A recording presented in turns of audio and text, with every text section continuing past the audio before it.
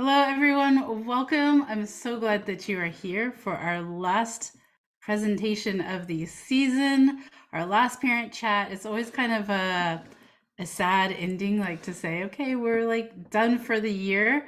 But we have to get ready for summer. We have to get prepared. Can somebody let me know if everything is showing up okay, the video and everything? Sometimes I don't see everything on this end. Just let me know you can hear me, you can see me, so we can get started. As I mentioned, this is Parent Chat. This is funded by the Lake Washington Schools Foundation.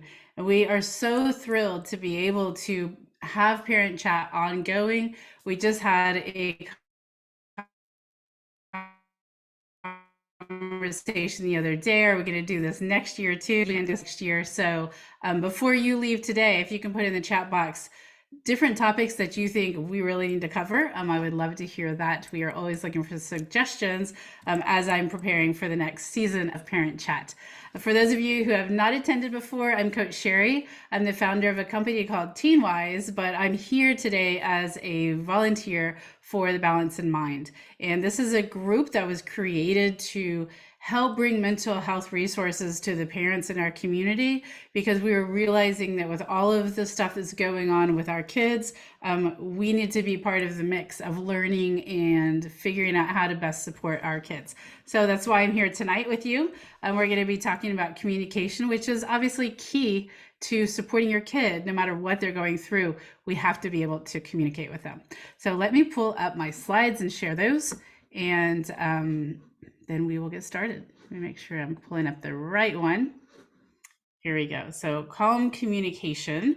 And we're going to talk about, of course, we named this webinar like having deep conversations, and calm communication and deep conversations, meaningful conversations, go hand in hand. So it's really important for us as parents to show up in a way that our kids know they can trust that we're going to be calm, that we're going to be supportive, and that we're going to be there for them as they go through the crazy ups and downs, as they make some choices that are not so great.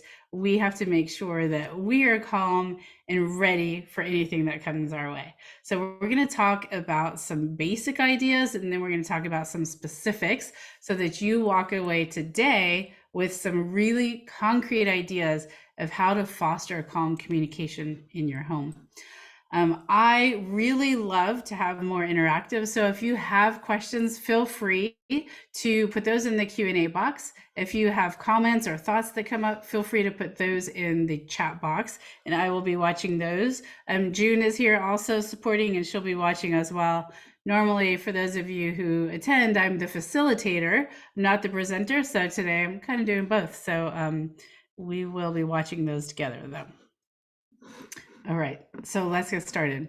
First, I want to say that I have a company called TeenWise, right? But I work with parents of all ages, and I work with kids ages 8 all the way up actually to 23.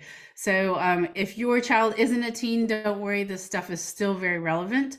So if I say teen, or I'm talking about, teen stuff, just know that, think of it in terms of the younger years. I'm going to be talking about both, but just if I'm saying teen, don't think, oh, that's not relevant for me.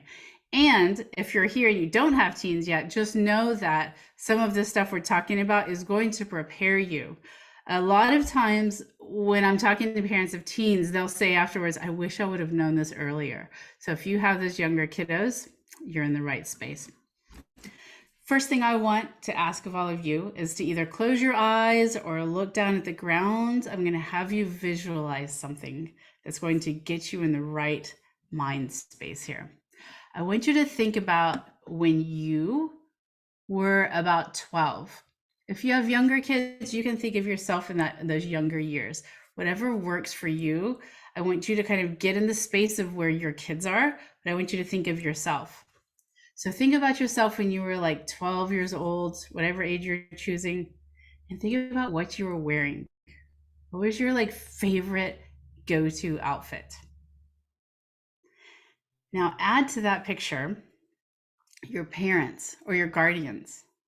Where were they? How did they dress? Think about that, like get specific. And they're probably around the age that you are now. So think of them in that kind of time frame. Now I want you to think about the conversations that you had with them, or maybe that you didn't have with them. What were they about when you did interact with your parents? And how did they make you feel? I want you to just take a moment, like 10 seconds. I want you to jump back into that time frame and I want you to think about this. So I'm going to give you 10 seconds of silence here.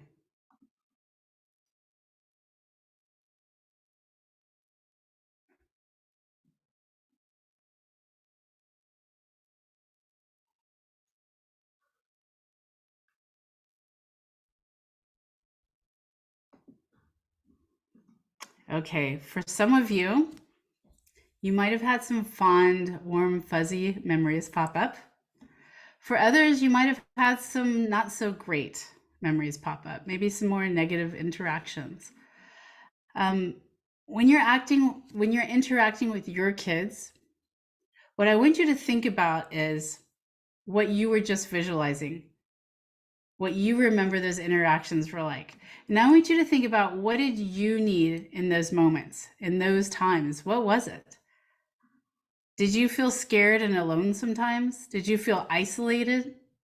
Did you feel your parents' support? Do you wish you had had more support? And if so, what was that support like that you wanted, that you were like craving? And did you crave those moments of approval and really loathe the moments of disapproval when your parents weren't approving of you or your behaviors?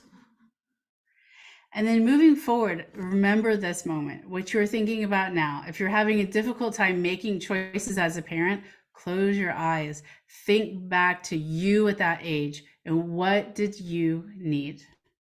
If you were thinking about your 12-year-old self, what did your 12-year-old self need? Because that's what your kids need and want from you. Doesn't matter, they're going through different things these days. This generation has some extra challenges they're going through, but all in all, they still need the same things. Now, sometimes in our parenting, especially in the teen years, right? But even with us young ones, our conversations can begin to get a little bit heated, a little bit volatile, as you and your kids kind of butt heads around rules in the household or things that are going on. So it's just them exerting their independence and figuring out who they are and how they kind of relate to the world around them, what their values are, what their opinions are. And it can be a bumpy road at times when they don't line up with your values and opinions. And this can happen at a very young age, right? If you're saying, I want you to wear this shirt, and they're saying no, it can get bumpy already and get emotional. And when you fast forward to the teen years, it just gets more volatile and more bumpy because they look like a miniature adult and you kind of start to see them a little more like an adult. So there's different types of interactions, which leads to a lot of friction. Now, we as parents, we can get really stubborn. Like, we think of our kids as stubborn sometimes, but we are stubborn too. We can get wrapped up in our cause. Like, we have a cause and we're going to win. And instead of having a conversation, instead of talking about how they're feeling or what they want or how they see things, we get in the mode of, we are going to win, whatever that means. Our adrenaline gets pumping, our hearts get going, our emotions rev up, and we vow to get our opponent to the ground at all costs. Not literally, of course, metaphorically, but it becomes like this wrestling match almost. And we don't even know what the wrestling match is about anymore. We just know that we want to win. And as parents, often that means we want to control, and that control often comes from fear of some sort. Now, what we really want to work towards is something like this, right? A conversation that leaves us and our kids smiling and the feeling of being heard and listened to and respected. Now, it doesn't always mean we're going to end up like this, where everybody is smiling, because it doesn't mean that we always get what we want as parents. Our kids aren't always going to listen. It certainly doesn't mean that our kids are going to get everything that they want. That's for sure. But so what we want to do is we want to work on not necessarily getting everyone smiling, but we want to make sure that at the end of our conversations that we feel heard and respected and our kids feel heard and respected. That's what we're working towards when we're working towards calm communication and deep conversations. It doesn't mean we're always going to be in agreement. It doesn't mean everybody's going to be smiling, but we feel heard and respected. All right. And make sure if you have any questions, feel free to ask those. Okay. All right. We're going to talk about, I'm going to give you, I always like to give some specific things that you can walk away and think about. And so we're going to talk about a conversation formula. So emotions can get pretty big in the teen years. They can get really big in the elementary years and in the adult years. Emotions are big, but in the teen years, the amygdala takes over. So the emotions are bigger, right? But if you have a younger one, you know that those emotions can get big then as well. And if they're really young, you know, we talk about the terrible twos, they can't really articulate what's wrong, and those emotions get really big. If we think about teens, we think they can articulate everything. They can talk to us, right? Unlike a 2-year-old has limited vocabulary. But the thing is, if you start asking them about how they feel and why they feel that way, they can't necessarily articulate that. So we have to kind of modulate ourselves, keep ourselves calm so that we can support our kids, right? Now, there is some research done that when our kids hit puberty, they actually react to us in a very different way. They see us as a threat, which puts them into the fight or flight. So we are up against that. So when we talk about being calm to have these good conversations, we really have to be calm because our kids see us as mad already. That's when you say, like, you call their name and they're like, what did I do? What do you want? It's because they're already in that kind of fight or flight. So we have to work really hard to kind of combat that, if you will. We also have to think about like the emotions as they're going all over the place. We need to think about, are we reacting to their emotions? When their emotions get big, it's very easy for us, because we're very close to our kids, to kind of try to get in sync with those emotions. Our bodies try to do that. So we have to work to stay calm. Even when they're going like this, even when they yell, even when they're saying, I hate you, we have to keep ourselves regulated and stay more logical. So we're going to do that by sticking to a formula: listen, digest, and respond. If you can type that in the chat box, that would be great. It's going to help you to remember it, and it lets me know that somebody is actually out there. Now I'm going to have to take breaks tonight. I will let you know I've been getting over some cold stuff, so I'm going to have to make sure I'm hydrating myself so I can keep talking this whole time. Thank you for putting that in. I like it, LDR. Keep it short and simple, right? Very cool. Okay, so listen, we're going to talk about listen. This is the first part of the formula.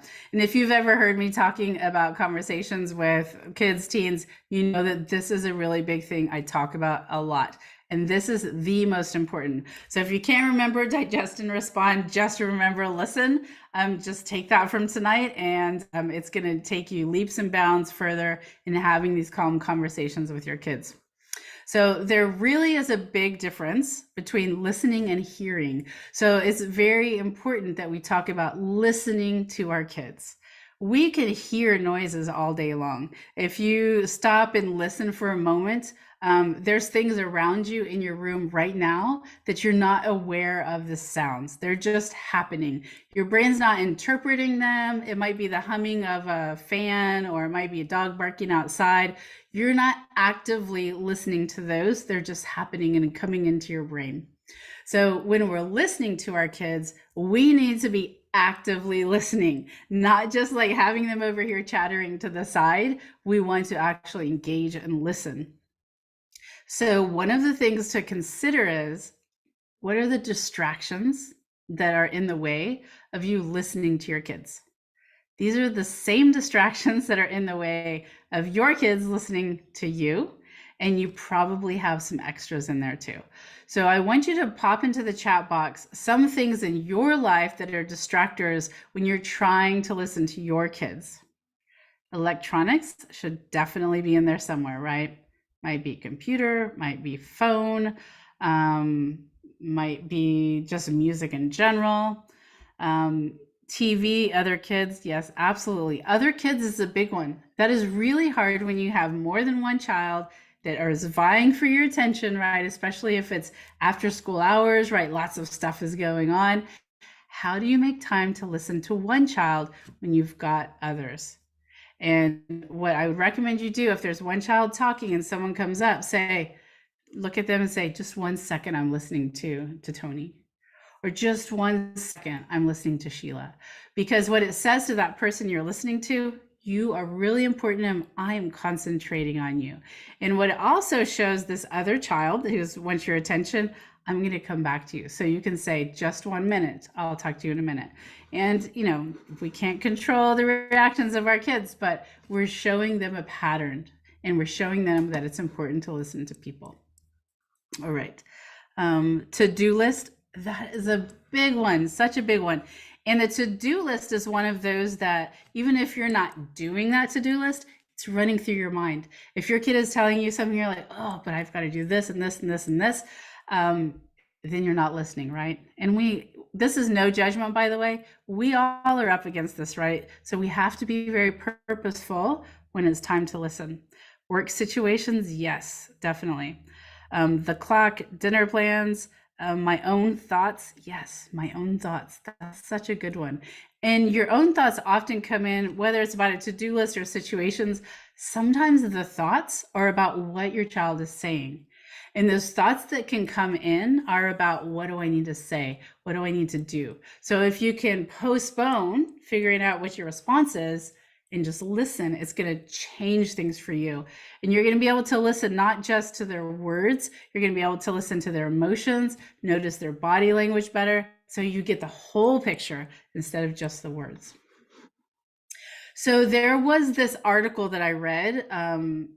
When I read it, it really hit home. It was about this 9-year-old girl, and they were asking a lot of kids about electronics and their parents and stuff. And this 9-year-old girl had gone on a ski trip with her dad. What a great situation, right? Spending time with dad on the ski slopes. But her takeaway was that she felt like she was too boring to keep his interest because he would keep getting on his phone, even when they were on the ski lift. Which is really sad, right? What was happening was the dad probably had a work situation, or maybe was putting in a to-do list or texting someone. But the daughter didn't say, oh, my dad's so busy. The daughter said, I am too boring to keep his interest. So we have to think about that as our devices get in the way of listening. What is the message that we're sending to our kids? All right, the second part, digest. Listen, digest, and respond. So digest means we're thinking about what's going on in this situation. Digesting what they're saying is not always a big thing. If you're just talking about something that's frivolous, lighthearted, you don't need to think really hard before you respond. But sometimes the conversations get a little bit dicey, a little bit heated. You're not really sure about the parenting tactic you should take or what your response should be. That means it's best to digest it before you say anything. So if, let's say, it's a big thing that's going on, you want to be very purposeful before you respond, which is the third piece, right? So digesting means kind of, think about when you eat a big Subway sandwich, right? It's sitting in your stomach for a while, churning around. That's what we want to do when our kids come to us with some big stuff. We want to kind of let it churn around before we give either a consequence or advice or even a response sometimes. Sometimes we got to just stop before we say anything. So in some situations, it might be something kind of big, like maybe your daughter comes and says, Mom, Dad, I'm failing a class. That conversation could be a short one, like, oh, honey, we know you've been trying and this is a really hard class. It might be, I know you've been up until 2 a.m. playing video games every night. We need to talk about what we're going to do about this, how we can support you through this. There was a book I read a while back called The Shadow of the Banyan Tree. And in that book, I believe it was a grandmother told the granddaughter to chew on her tongue or twist her tongue like 7 times before she responded. I like the concept of that. It just meant like have something that makes you stop and think and digest before you respond. So for you, think about what that would be. It might be 2 big breaths. It might be clenching your fists a few times. It might be tapping on the table a few times. Have something that is your go-to. And this, again, this is for when things are bigger and when you feel like you're just going to lose it. And especially if you are like super stressed out, your temper is going to be much shorter. You want to have this go-to in place so that you will digest and get yourself calm before you take the next step, which is to respond. Right? So we've got listen, we've got digest, now we get to respond. So this is last but not least, it's that we have to respond so that the other person in the conversation knows we're a part of this conversation, right? I mean, this seems really obvious, right? But we could just be there blank, not say anything, and that person's going to be like, mom or dad's not listening to me at all. And the key here is that the word is respond, not react, right? Reacting means that it's just like an emotional response. It's not thought out. It's just like something we blurt out. It's kind of like just throwing up these words. The reactions are typically fueled by emotions.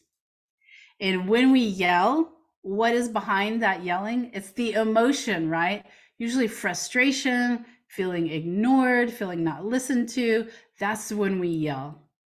If you've asked your kids 6, 7, 8, 10 times to put their laundry away, sometimes on that 10th time you yell, and that comes back to that emotion that's underneath it.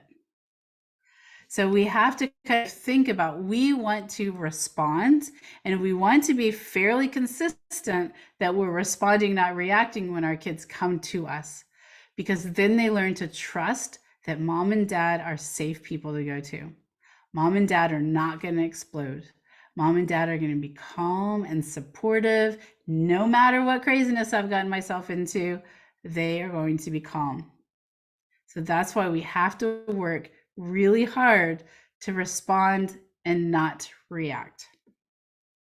The other thing that happens if we react to something, what is going to happen for our kids? They respond, their emotions are triggered, and they're going to respond really with heightened emotions, or they're going to withdraw. They're going to get small. They're going to say nothing. They're going to go to their bedroom and slam the door. And that then is a disconnection, which takes you away from working towards that calm communication and that great deep conversation that you really want, right? So we have to think in this response, we have to think about being purposeful, being productive. What is it that we want out of the conversations with our kids? Many times, especially if we're in fear mode, or if we're unsure of ourselves, or if we're upset with our children's choices, we get into the control mode. And that control mode becomes a reaction, not a response. And our kids feel that. When we're parenting from a place of control and fear, they feel that and they stop wanting to come and talk to us. So I want you to think about a time when you, with your kids, all of us have done this, no judgment, when you've reacted instead of responded. Give me like a thumbs up or something if you've ever been in that situation. And I'm asking you to do this so we know we can support each other and know we've all been there. We have had times where we have reacted and not responded. Yes, I see those thumbs coming up, and I would put my own up there. Definitely, I've had that happen. Now think back to that time when you reacted instead of responded. Were you like, oh my gosh, that was a great parenting moment. I am so glad I reacted like that. That was so wonderful. Probably not.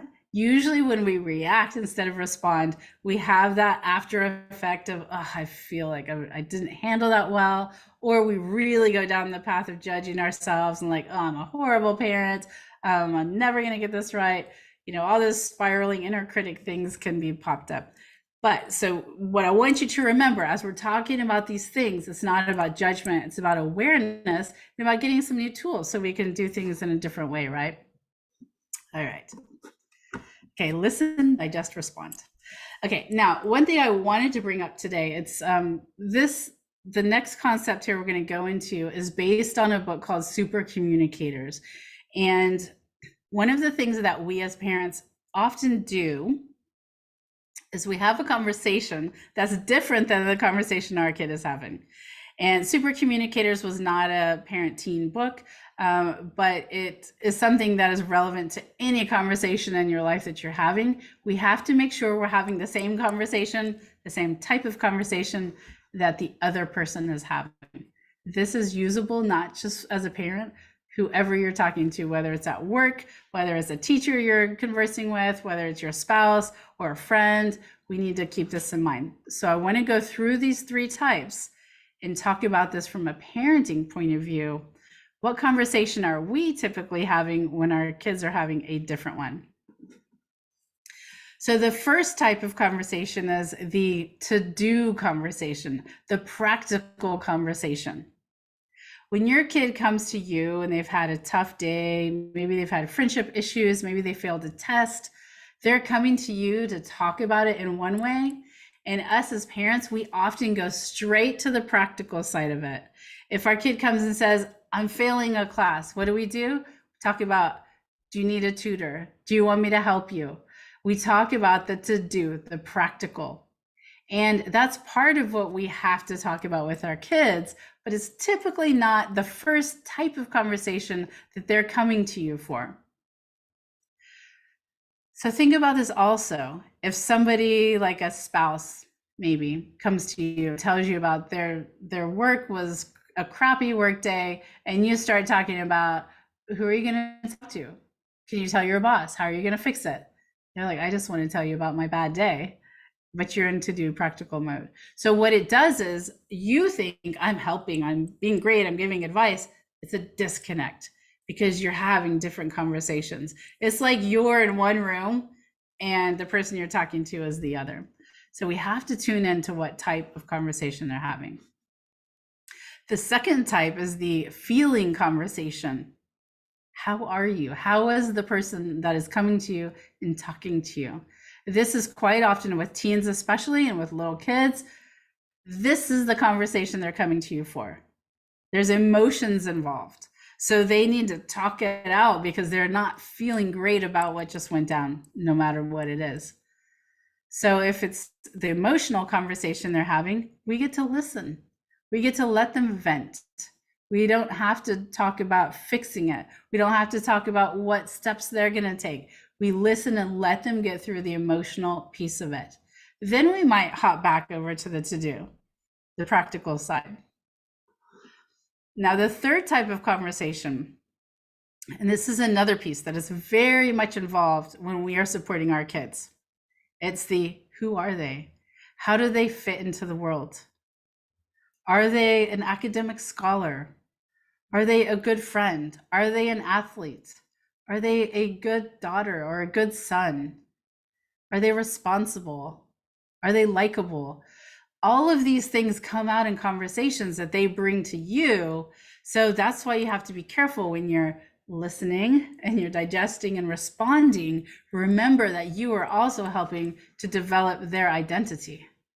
How you respond to them in those moments is helping them to develop an identity. Are they likable? Do you love them unconditionally? All of those things are in between the lines in your conversations with them. So think about next time your kids come to you for something, which one are they wanting to have? What type of conversation are they looking for? And meet them where they are. And then you can guide them to the practical to-do conversation, which is what us as parents, we typically want to get to that, right? We've got to figure out a solution. We've got to fix it.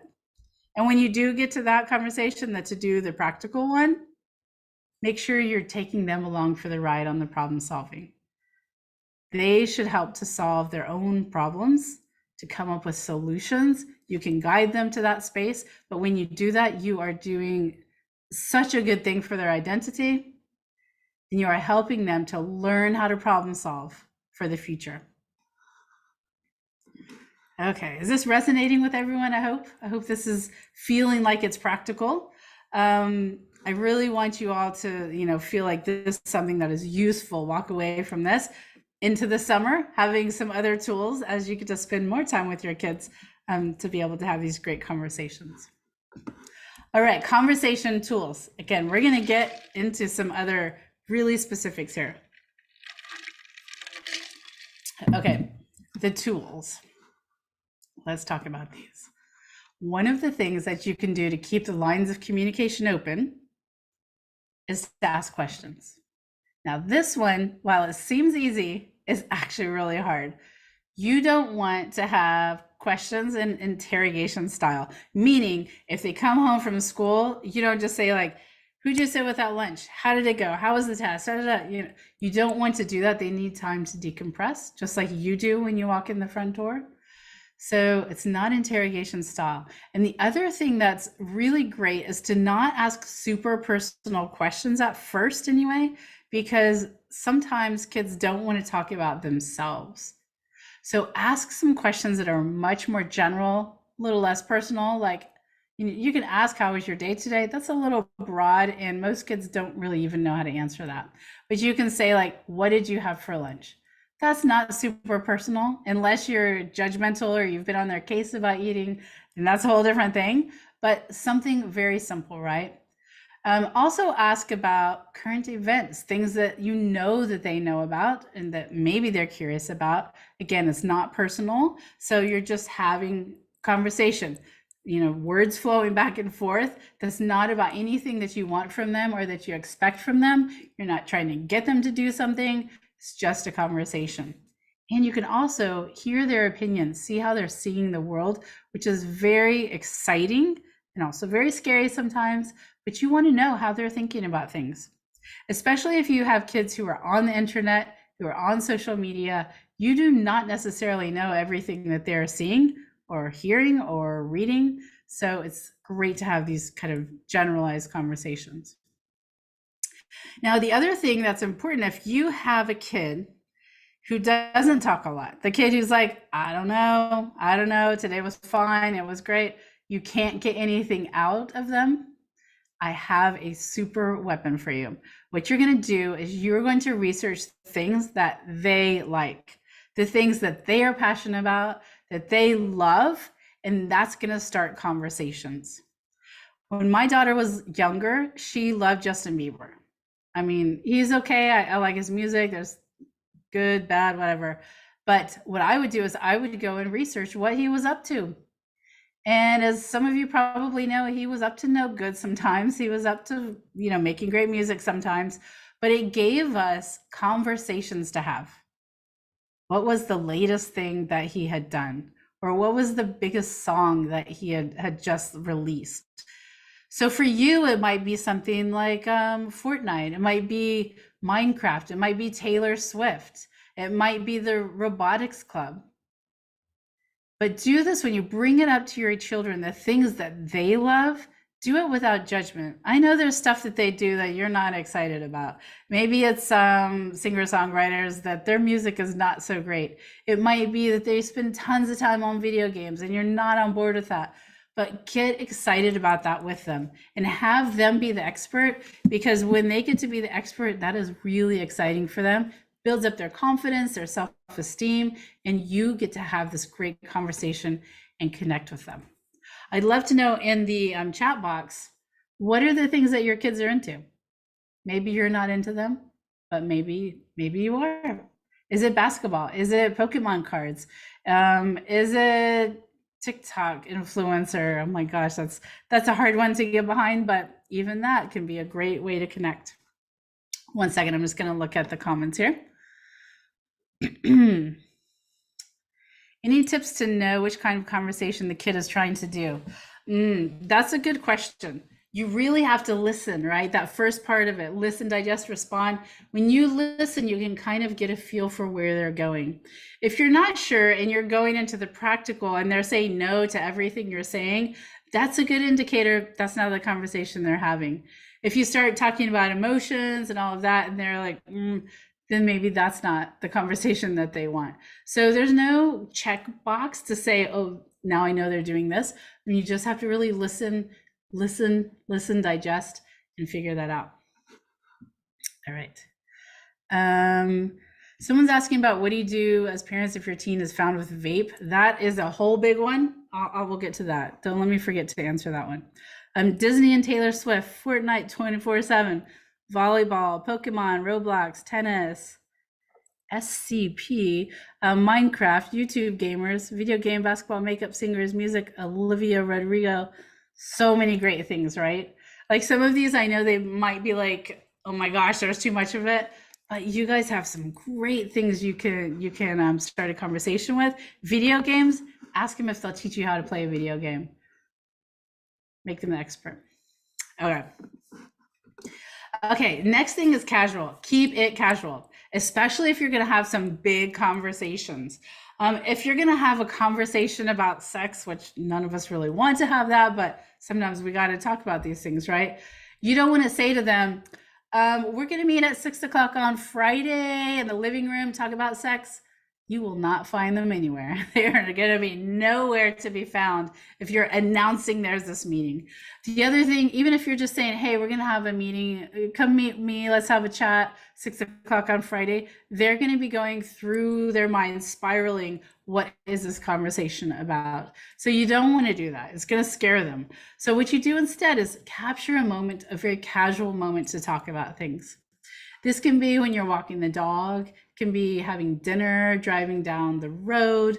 There is comfort for your kids when it's not like all eyes on them, when they're like to the side of you, and it's more casual. And if you have kids who don't like to talk a lot, this is another good time you can get them to talk, when it's not about let's sit down and have a conversation. It's about, hey, let's go do something you like, and we're going to happen to talk along the way. There was one time one of my kids was clearly having a horrific day. I could see it in the emotions and the body language, but didn't want to talk about it. So we played a card game. In 3 minutes in, everything came out because it became not such a tense conversation. It became a connection, and then we were able to chat about it. So when I do private coaching, for instance, I will do a lot of coloring, watercolor, games kind of stuff. And that lets the teens talk to me while we're doing something else. It really helps to get the emotions flowing, get the words flowing. So definitely use this, especially over the summer. All right, and let's talk about eye contact. You do not need to require eye contact from your kids in order for them to be listening to you. Watch the rest of their body language in order to see if they are paying attention to you or not. Especially this is true if you're having a difficult conversation, whether it's about sex, whether it's about dating, it's about vaping, it's about they did something wrong. It's okay if they're not looking at you. I like to think of it like if I had to have some difficult conversation at work with HR about some sexual harassment or something, if I had to describe something, I wouldn't want to be looking my boss in the eyes and telling them about this. It's the same with our kids. If it's something that's intense, something that's difficult, they may not want to look at you in the eyes, and that's okay. All right, these last two are super important. All of this is important, but this is super important. Okay, minimize lectures. I'm going to say maximize conversations and minimize lectures. If your kid gets a lecture every time they come to you, every time they make a poor choice, every time they just want to tell you about their day, they're going to stop bringing things to you. I know this from the many, many years, many hours of coaching that I've done, that many kids will tell me, I don't talk to my parents because they just lecture me. And they can actually list like the top 3 lectures that their parents give. I actually love hearing those lectures. It's actually really fun. But they are hearing those lectures, but it just stops. It's a disconnection instead of a connection when they're being talked at instead of having a conversation. And there's actually some research that shows that when we start to lecture our kids, that after about 3 sentences, they tune out. I asked one of my clients about this. I asked her if that was true, and she started laughing. She said, actually, it's like 3 words when she tunes out because she knows the rest of the lecture. So we just have to kind of take some stock. Is that how we are? Are you lecturing? Is that kind of your normal parenting mode? Just remember, you can get that connection without a lecture. Try asking questions and connecting instead. So minimize lectures and maximize conversations. Okay, and this is the last conversation pointer here. This is suspend judgment. This one is not an easy one as a parent. We really have to stop judging our kids all the time and instead listen to them and support them and try to see the world through their eyes, understand their perspective of what they're going through. Are you going to think some judgy thoughts? Absolutely. Keep those to yourself. Let them be in your head, but don't verbalize them. I'm not asking you to all of a sudden not have these thoughts, because that means you would be not human anymore, right? But this is really important. I want to give you an actual like scenario that it's not going to happen to you, but could happen. This is just a kind of an extreme example. So let's say that your daughter comes to you. She's in 8th grade, and she says that one of her classmates is pregnant. I know, gasp and everything, but this does happen. It has happened in our district even. So your response might be, that's horrible. Her life is ruined. Doesn't she know about birth control? Where are her parents in all of this? That makes me so mad that her parents allowed this to happen. If that is your reaction, because I would say that's a reaction, not a response, what are you telling your daughter? Is this going to give her the feeling that you're going to be able to support her through thick and thin? No. You've just said to her that the parents aren't great parents. Like, there's no compassion. Like, her life would be like messed up, ruined at that point. You pointed out the stupidity of this girl. You blame the parents. So what you've done in that situation is you've said to your daughter, do not come to me with anything big like this, because I'm not going to be supportive. I'm going to be judgy, judge. So in this situation, what do? Right? You need to say something. This is a moment of deep connection that you can have when your daughter brings something big to you like this. So I want you to think, when you're responding in those situations, how would you want your daughter to feel? How would you want her to be supported in that situation? So it might be something like, that's got to be really tough for her to deal with that. That's a lot for someone at her age. What a big deal. Her parents, I hope that they really help her out on this. They are probably shaken up too. Hopefully she gets the support she needs. Do you have any questions about this? So you see, you take down the judge, you take down the reaction, and you have a very purposeful response. And in this situation, I would even follow up and say, I bet there's going to be people gossiping about this and talking really bad about her. And I hope that you don't do that, because she deserves to be supported. So suspending the judgment allows us to tap into, what is our purpose in parenting? What do we want our kids to learn from us? But sometimes it takes those moments to digest it first so we can respond. Okay, one second. I just want to look at. Okay. All right. I've got a couple questions I will make sure to answer. Don't worry. All right. I do want to answer this question, because I get this question a lot. And what do you do when your child has attitude? When your child's being disrespectful, saying hurtful things, saying no? How do you stay calm in those moments? How do you stick with this, listen, digest, and respond? And I'm going to give you another simple formula in a not so simple time. When you use this formula, it simplifies it. The first thing you have to do is stay calm. If your child says, I hate you, it can be really easy to get super reactive to that. But understand, they're not saying, I hate you. They're either saying, I hate your rules, or they're saying, I am so extremely emotionally overwhelmed, I don't know what else to say. So stay calm. There's going to be lots of thoughts going on in your head. That's okay.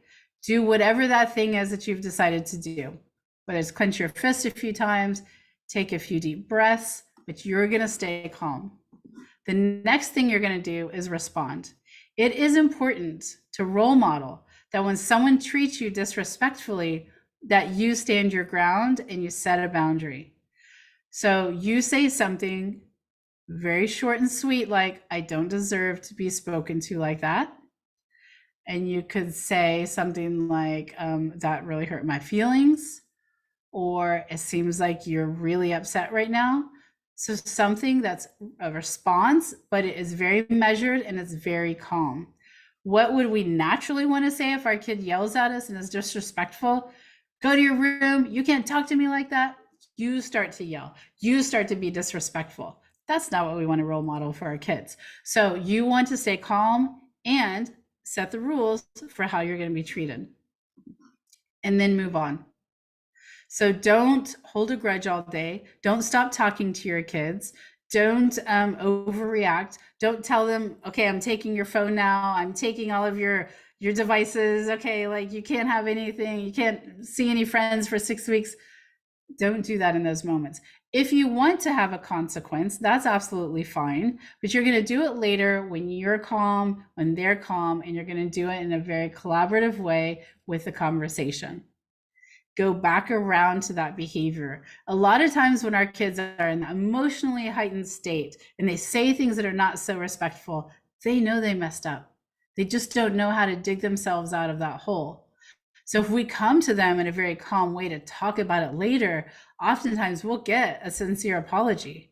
But you can talk about it when everybody's calmed down, talk about it a little bit more and set those boundaries. Okay, let me get back to questions. Let me scroll up here a sec. All right, what do we do as parents if your teen is found with vape? All right, we're going to stick with our basic rules, right? We're going to stay calm. First of all, that's the most important. We're going to listen, we're going to digest and respond. So to listen, obviously, they need to be talking. So if, let's say the school calls you, or let's say you found the vape, or a parent tells you about it, make sure that this becomes a conversation instead of just, you're in trouble. Should they have consequences? Yes, but you want the conversation first because you want to support your child to make better choices in the future. I will say, as a side note, many kids are vaping because they see it as a way to reduce their anxiety. When I ask kids about it, that's what they say. So don't see it as they're rebelling against you or they're awful kids making poor choices. They're making poor choices, but they're doing it because they're kind of looking for a way to reduce their anxiety. But how do I know that's why kids are doing it? Because I have a conversation with them. So if your kid's caught with it at school, or you caught whatever the circumstance is, you want to say, okay, so you're vaping. I want to know, like, how did this start? Why are you vaping? What are you getting out of it? What do you like about it? Of course, I'm letting them answer these questions before I go to the next question, but you want to get to the bottom of why, and even ask them, how does it feel when you vape? And they may say it's relaxing, it's calming. So then you can say, okay, so I can see that there's a positive thing you're getting out of this, but we need to figure out a different way for you to have decreased anxiety. I'm so glad that you're talking to me about this. Let's figure out together, how can we get this so that you're not continuing to make that choice? So it's collaborative. And take those vapes away. They shouldn't keep them, but I will tell you, personal experience, you're going to take them away, they're going to replenish them, still take them away. That's money, right? They've got to, every time you take it away, they've got to find another way to get it. So sometimes it feels like some parents will say, they're going to get it anyway, I'm just going to let them do it. Nope, absolutely not. You know it's bad for them. You don't condone it by saying they're going to get it anyway. We could say that with so many things in life. We have to say, this is our boundary. This is not allowed because this is not good for you. But don't do it in a punitive way. It's in a collaborative, we're going to work through this together and keep those conversations going. Okay, there's another question here. Let me find it. Okay, how do we address or react to secrets that they share, but that is not in line with your morals, like breaking school rules, but afraid it may shut down conversation if you address or confront. Kids seem so averse to any advice. Give me, I'm not going to say your name out loud because I want to keep you anonymous. Are you talking about your child has secrets, or your child is telling you a secret about another child? There's a little bit of a difference. I'm going to answer this as if you're saying you find out a secret about another child. So what you do is don't get judgmental, right? You don't need to be judgmental. You can ask questions about that. What do they think about the choice that this other child is making? Do they feel like it's safe? And tell them thank you for sharing. If it is something that is dangerous, then you can say to them, thank you so much for sharing. This is really dangerous and we need to let someone know because your friend is not safe. So together we can decide what our next steps are.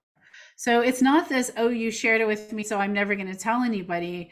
If you need to share it, bring your child along for the ride, so to speak. Let them help you make the decisions. But there's some things we just can't let go. If someone's told you basically, someone has an eating disorder or someone's self-harming or things like that, you've got to do something about it.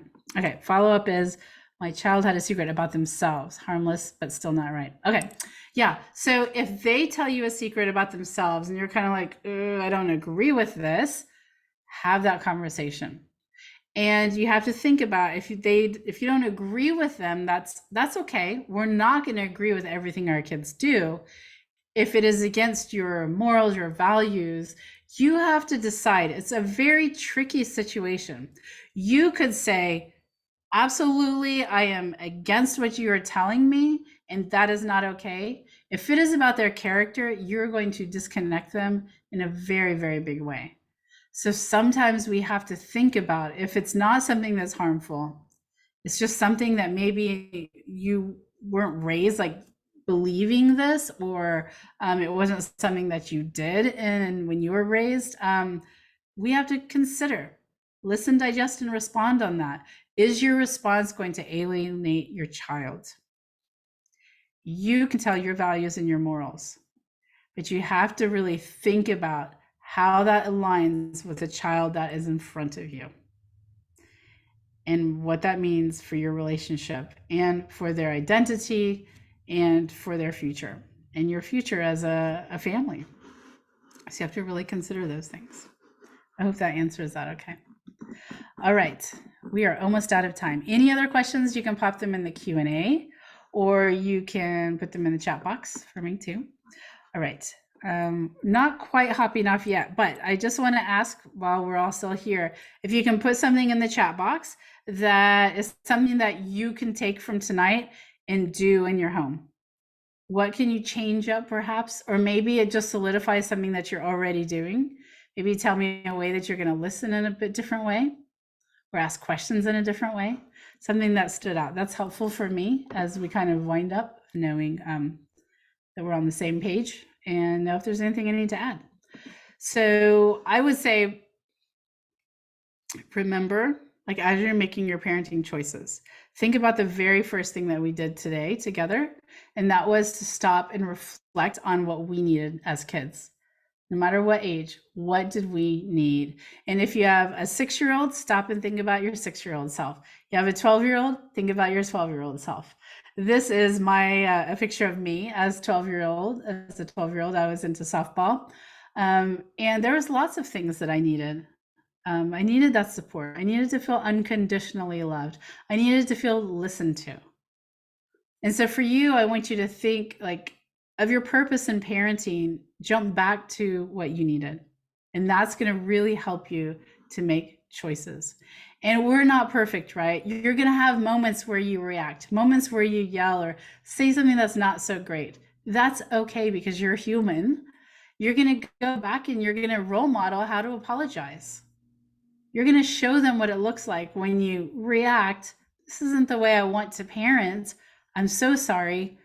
Let me change that up. Let's have that conversation again if you're willing. So make amends. And you're going to be role modeling so much. They're going to learn so much from you. And they're going to feel cared about. and they're going to feel loved, because really in the end, that's what it's all about. So I know we've gone through a lot, but I know there's so much more to go over. So I wanted to give you something else you can continue to go on and study more stuff about parenting, and that's about love languages, which I think is extremely difficult when kids kind of hit puberty, because there's so much that's changing. And of course, love languages are important even for our younger kids and for people just in our lives, our friends, our extended family, our parents. So, but this in particular is about teens and love languages, because it can be very difficult to figure out what their love languages are sometimes, but also how do you give that love language when you're talking about a teen, when you're talking about physical affection. They may not want to hug anymore.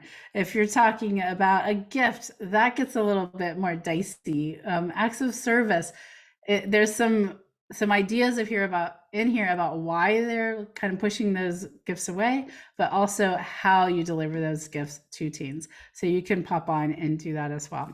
All right. Okay, everybody. I think we're done for tonight. I'm so impressed with all of you. Thank you for being here. I know it's actually nice weather outside. So thanks for spending your time with me. I really appreciate it. And for those of you who have been here throughout the Parent Chat season, thanks for joining us. It's been a great ride this year and lots of great speakers that we've had. And I look forward to seeing all of you next year. So let me... Okay. All right, everybody. I'm going to wish you a good night, and I will see you next year. Good night, everyone.